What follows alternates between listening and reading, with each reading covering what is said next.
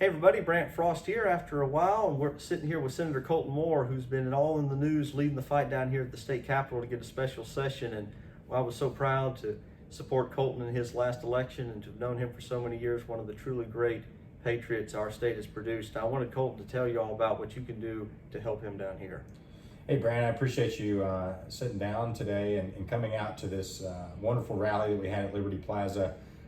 Also had a great press conference today. We brought in all the liberal media, and I think we shot back pretty hard at all their questions that they had for us. So right now, I think the movement for freedom and liberty is winning in our state, and I just hope we can continue that going forward over the next couple of months. You know, we're living in a constitutional crisis, a very scary time in our state.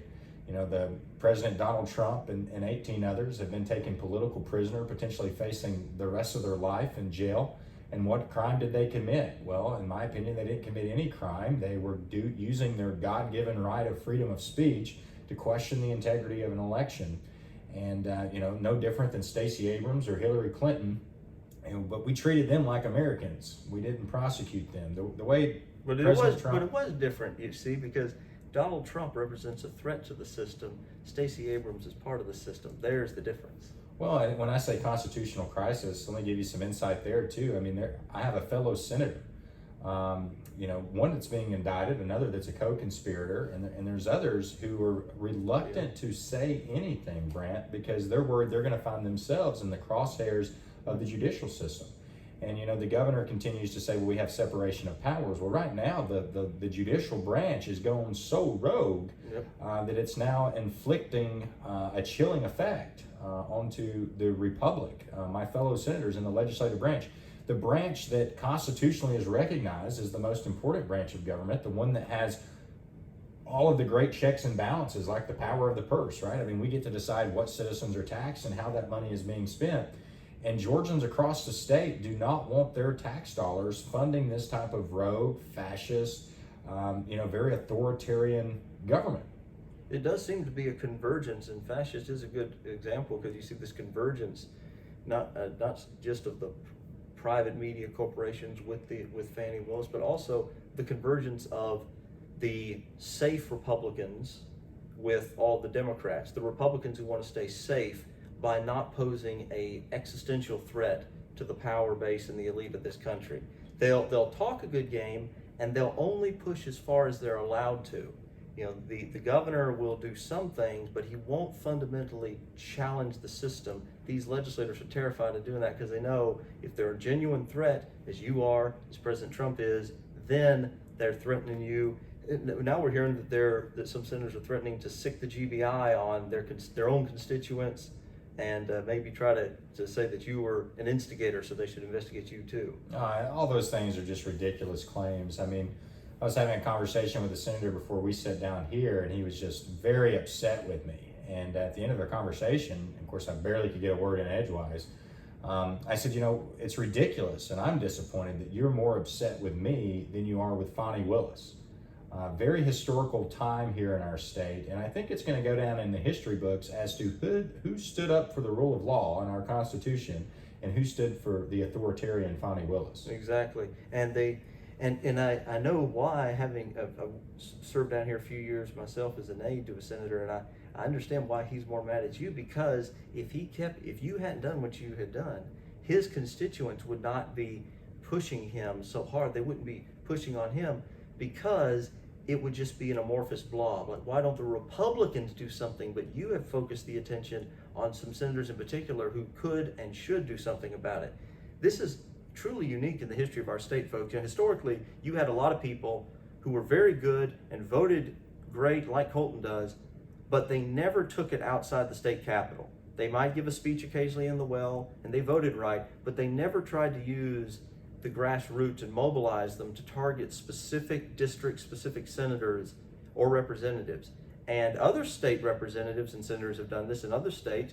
Anthony Sabatini in Florida and many others have become very successful at mobilizing the people to put the pressure on the elected officials. But no one has ever done that here on the Republican side in Georgia until you have done it. And it's definitely a high stakes game. I see it as essential to having any chance at all of breaking this breaking this electoral Well, sclerosis we have here at the legislature. We have a body politic that's suffering from massive constipation up here at the state capitol, and they're in desperate need of political enema and with Tabasco sauce, as far as I'm concerned. But well, look at some of the farting mistakes that they've made, Brant. I mean, within a week, we've got the governor who is saying that our elections are free and secure. And then, a few days later, he's caught on hidden camera saying that the machines, anybody with a machine can hack a machine, right? And then a couple hours, or maybe 72 hours later, we've got the Senate Majority Caucus releasing a letter that I think 20-something Republicans, so-called Republican senators, signed onto that said Georgia's the #1 state for election integrity. So look at those different mixed messages that you're seeing in the ruling class right now.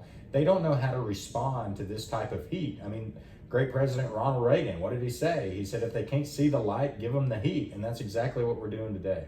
Exactly. And that's the only way that we can change stuff.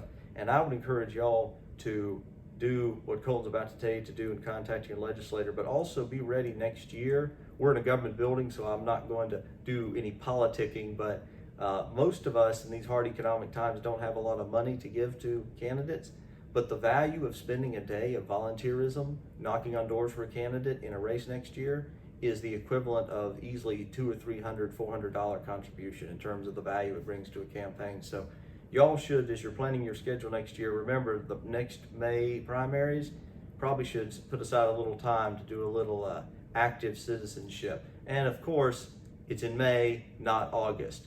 If you wanted to ask people to canvass door to door in August, that would really be separating the patriots from the sunshine patriots from the true patriots. But what do folks need to do to help?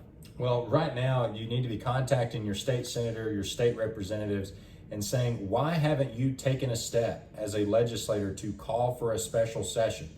We're in a constitutional crisis, and the legislature cannot put a check and balance on the rogue regime that's taking place here in Fulton County unless we're in session. That's why it's so critical that we call a special session immediately. And what do we do when the first thing we do? We're going to defund Fonnie Willis. Now, a lot of representatives will tell you, oh, well, she only receives $120,000 a year. No, that's not what I'm talking about. I'm talking about fully defunding the Fulton County District Attorney's Office of everything but our obligated $1 that we apparently constitutionally have to give her.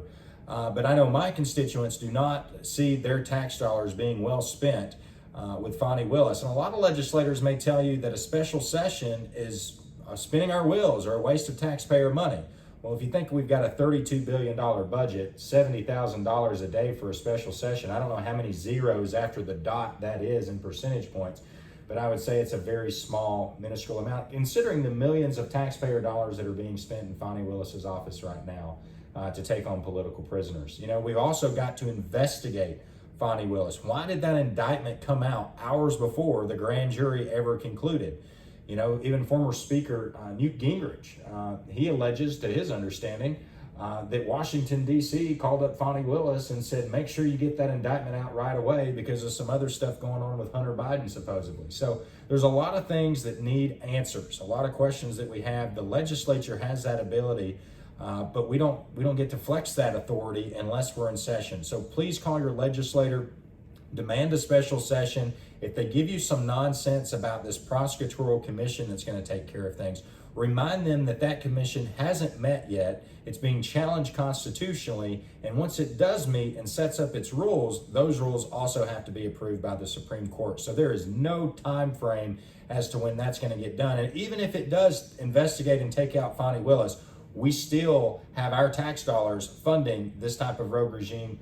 And these defendants, they're going to spend upwards of $1 million each just to defend themselves and defend their own First Amendment right to question the integrity of an election. So very dark day in our state. Yeah, exactly. I mean, most of these people were ordinary activists. This is actually a first time one of the first times in a long time that in Georgia, the electors that the Republican Party chose to be on their list, the state party chose them. I was on the board, the executive committee at the time that chose them, and it was unusual to the extent that the 16 elector candidates that we chose, most of them were ordinary Republican activists. Usually you pick donors and elected officials, but there were very few elected officials on that, very few big donors, mostly with just hardworking volunteers who are receiving a recognition of their service. And usually it's nothing. If we win the state, we get together in the state Senate chamber, they do a 30-minute vote, and that's it. So usually it's just a thank you for your service.